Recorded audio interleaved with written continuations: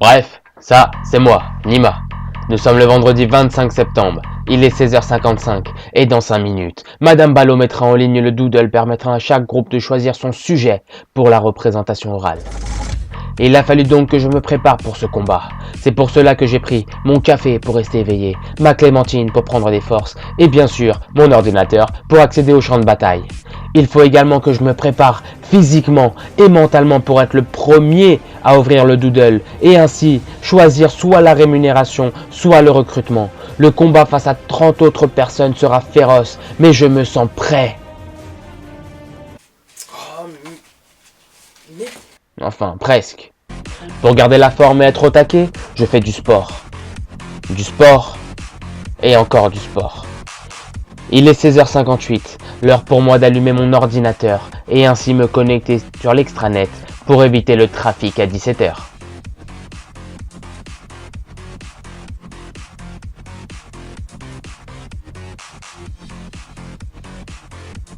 Il est 16h59, il ne me reste plus qu'à attendre.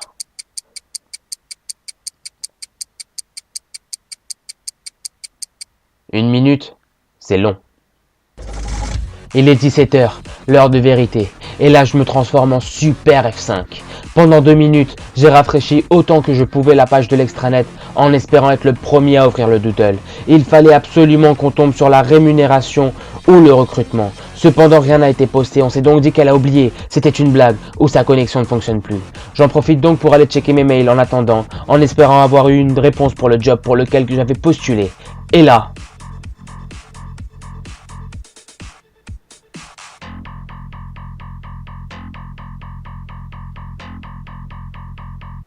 on est dans la merde. Au même moment, pendant que j'essayais de me pendre, Alex m'envoie un message. Alors les gars, j'ai essayé de relativiser la situation.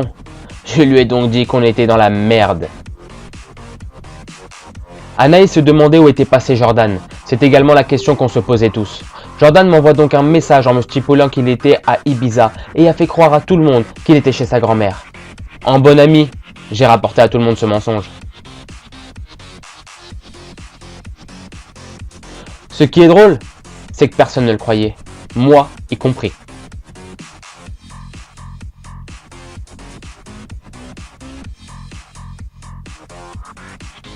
Mais il y avait un petit souci.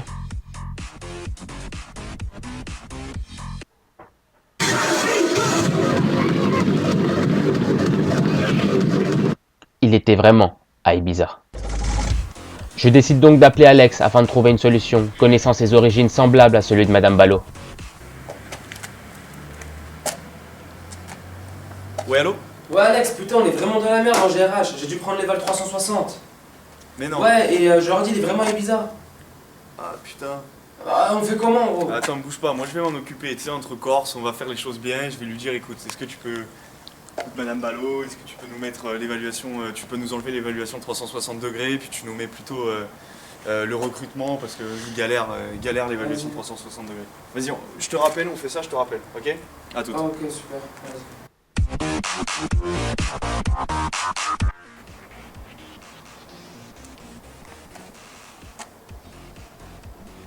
Ouais, Nima? Ouais, c'est mort. Non, elle veut pas. Ouais, c'est mort. Bref, on a choisi l'évaluation de 360 degrés.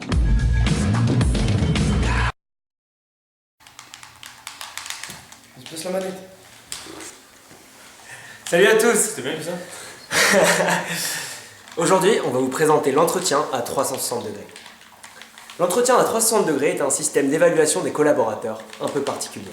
L'idée est de réaliser une évaluation à 360 degrés, c'est-à-dire en faisant intervenir toutes les parties prenantes qui ont un lien direct ou indirect, en amont ou en aval, avec l'individu évalué dans le cadre de son travail. Ainsi, on fait intervenir dans ce processus des acteurs aussi divers que les collègues, la hiérarchie, les subordonnés, les clients et les fournisseurs.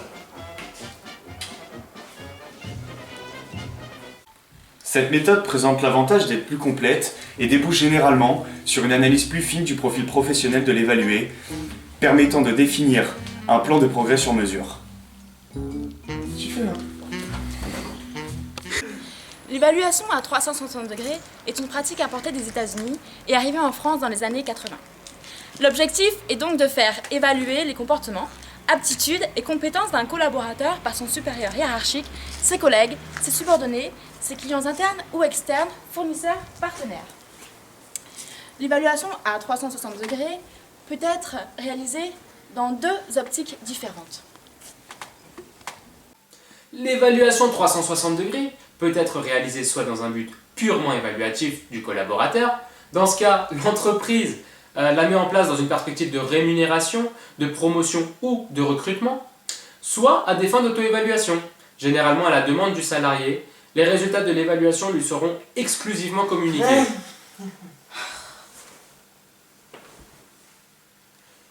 Le 360 degrés s'inscrit alors dans une démarche de développement de collaborateurs, libre ensuite à lui de partager ou non ses résultats avec sa hiérarchie. Bon les gars, on fait quoi pour la suite? Je crois que le 360, il y a 3 étapes fondamentales, non? C'est quoi les 3 étapes? Il s'agit avant tout d'un outil de développement personnel qui permet à l'évalué de faire le point sur ses compétences managériales. La méthode est la suivante. Le collaborateur s'évalue lui-même en remplissant un questionnaire qui peut contenir une 50aine de questions portant sur ses qualités et compétences managériales. Un 360 feedback est conduit sur 3 niveaux d'analyse, par compétence, par dimension et par comportement observable. Par compétence, nous pouvons parler par exemple de la communication, du leadership, de la transversalité. La dimension, c'est la décomposition d'une compétence en plusieurs dimensions, comme par exemple pour la compétence communication, nous pouvons parler de la communication écrite, communication orale ou l'efficacité relationnelle. Dans le cadre du leadership, les dimensions sont par exemple la stratégie, la vision, la fédération autour de la vision. Lorsqu'on parle d'analyse par comportement observable, ce sont ceux qu'on peut observer au niveau des compétences. Dans le cadre de la communication, ce sera par exemple si la personne est à l'aise lors d'une représentation orale ou non.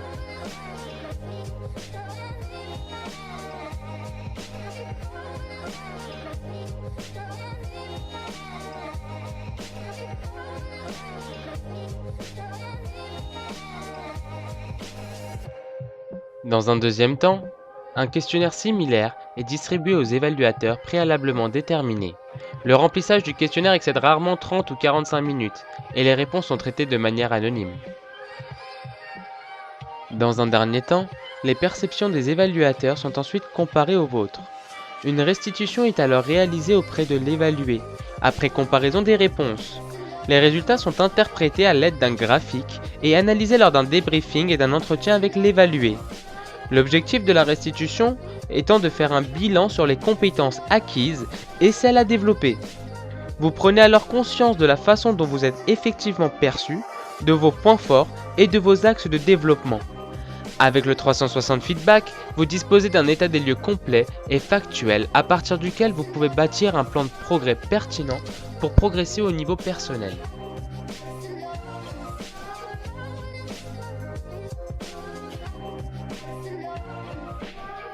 Ok, donc voilà, l'évaluation à 360 degrés, elle permet un jugement plus complet. Comme indiqué ci-avant, la diversité des évaluateurs permet généralement de recueillir un jugement plus fiable et plus complet sur son travail, ses qualités et l'image que l'on renvoie. On a parfois une image fausse de soi quant à sa relation au travail. Là où vous vous jugez mauvais, peut-être serez-vous surpris d'apprendre que les autres vous jugent bon, à l'unanimité évidemment, et vice-versa. Bon alors, non mais sérieux les mecs, je vais pas faire le ménage là. Ah ça va, c'est marrant. Mais vous abusez. Vas-y, Shifumi, c'est super, on le fait. Ah vous faites tous les 3 alors hein. Les mecs, Vous chauffez là. Allez. bon vas-y. Shifumi. L'évaluation à 360 degrés constitue un plan d'action sur mesure. La finesse et la précision de l'analyse permet de constituer un plan d'action sur mesure en fonction de vos besoins, ainsi mis en lumière. Par exemple, si votre N+1 estime que vous avez de grandes difficultés en management, alors que votre équipe affirme l'inverse, peut-être est-il nécessaire de s'intéresser plus en détail à la question avant de vous orienter vers une formation au management. Ah Jordan, t'es vraiment mauvais au Shifumi. Ouais, les gars, je suis désolé. Bon, passons au troisième avantage. Cela permet un jugement plus objectif. Contrairement à l'entretien annuel effectué en one-to-one, le 360 fait place à un jury multiple, permettant d'éviter l'évaluation règlement de compte en cas de mauvaise relation avec votre supérieur. Ah, mais tu crois que le sol il va se faire tout seul ou. Vas-y, retourne. Admettons que vos relations soient tendues avec votre N+1 ou que vous ne vous entendiez pas du tout avec cette personne, notamment pour diverses raisons. Bah, il se peut que cet interlocuteur vous cause du tort, notamment lors de l'évaluation.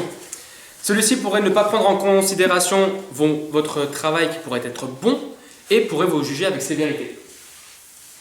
Yes, c'est dans la boîte. Il y a moi encore là. Par ailleurs, l'évaluation est anonyme et ne peut donc par conséquent donner lieu à des tensions entre collaborateurs suite à une évaluation jugée trop sévère ou à des critiques infondées émises par certains évaluateurs. Bon alors, on fait quoi là maintenant? Bah là on conclut. Ouais, on conclut. Non mais, vous avez oublié. Il reste les inconvénients à faire.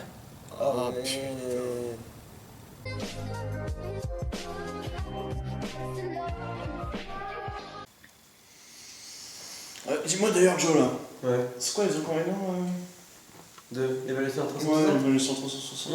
Ouais. Bah, t'en as un, c'est plus de contraintes logistiques. C'est si le remplissage du questionnaire est relativement rapide individuellement, plus les intervenants sont nombreux, plus leur coordination est difficile. Tu vois? Tu peux un peu ça Coca, s'il te plaît? Ouais, bien sûr. Sina. Et en fait, ça Ouais. engendre des contraintes logistiques. Il faut s'assurer que chacun respecte la deadline fixée pour la remise du questionnaire. Tu vois. Ok. Après, genre, cela pose des questions de la disponibilité des évaluateurs, pas toujours facile à obtenir. Tu vois, c'est normal si pas tout le monde est disponible. C'est Ouais, logique, ouais, dans la logique du truc. toi la logique. Ouais, Tu vois, ouais. pas- Tu vois ce que je veux dire? Ouais. Et après, la mise en place de cette évaluation à 360, elle engendre un coût non négligeable. Tu vois, ça coûte de l'argent, c'est normal parce qu'il y a la réalisation, les impressions, les traitements des questionnaires. Ouais. Ça coûte. Ouais, mais c'est comme dans toutes les entreprises de toute façon. Ouais. Après, toutes les directions, toutes les ressources humaines, elles ne peuvent pas, tu vois. Elles peuvent pas toutes se permettre de dépenser autant d'argent pour une petite étude qui n'aboutit pas à. Non, je veux voir. Tu veux le délire? Ouais. Vas-y, ma poule, on fait. Tu peux couper, dis-moi. Votre attention s'il vous plaît. À partir de ce point, la batterie de la caméra nous ayant lâché, nous avons donc dû continuer avec un mobile de type Apple. Sinon, dis-moi, Anaïs, Ouais, dis-moi, je il y a d'autres inconvénients au niveau du 360? Bah oui, tu sais, l'évaluation à 360 degrés, en fait, elle entraîne un surplus de logistique. Mais les gars, On vient de la faire cette scène en mode chill, tranquille et tout. Faut changer un peu là quand même. Ah oui, faut changer. Bah non, mais attends, je te le dis parce que là on fait des trucs sérieux, on essaie d'être sérieux, c'est un projet sérieux. Là, vous faites la même scène qu'on vient de Non, faire. mais qui c'est qui bouge les malades Bah depuis tout à l'heure attends, c'est moi peut-être. Mais bon. Ouais, mais après, il se pose le problème de l'objectivité. Comment ça? Bah en fait, un évaluateur, par rapport à sa proximité avec l'évalué et sa relation qu'elle entretiendrait avec, Ouais. bah, se pourrait biaiser l'évaluation. Ah oui, C'est-à-dire dans le sens que- où voilà. elle est déjà influencée par la connaissance de la personne, qu'elle soit bonne ou mauvaise, et ensuite ça transforme l'évaluation qu'elle peut lui donner. C'est ça? Bah ouais, bah ça traduit clairement un manque d'objectivité. Tout à fait. Voilà. Bon, les gars, j'espère que vous avez kiffé. On a enfin fini. J'espère que vous avez bien rigolé. Et wouh! Non mais attends, mais Jojo là, Quoi? tu vas un peu vite en buzzer là. On n'a pas fait la conclue quand même. Oh, fais-la tout seul, ta Oh. conclusion. Vous êtes sérieux? Tu les te gars? débrouilles! Ok, je vais me débrouiller. Bon, les gars, on va pas. Alors, on va quand même récapituler. Hein. Donc, si l'évaluation à 360 degrés comporte des avantages bien réels, donc comme on les a vus, comme un jugement plus complet, un jugement plus objectif et la constitution d'un plan d'action sur mesure, la qualité des résultats de l'évaluation dépendra de son exécution, comme limiter l'objectivité, s'assurer de la disposition des évaluateurs, l'optimisation du processus ou encore la pertinence des questions et la qualité de l'analyse des résultats. C'est le rôle de la direction des ressources humaines de permettre la réussite de cet exercice, car c'est elle qui en possède toutes les clés.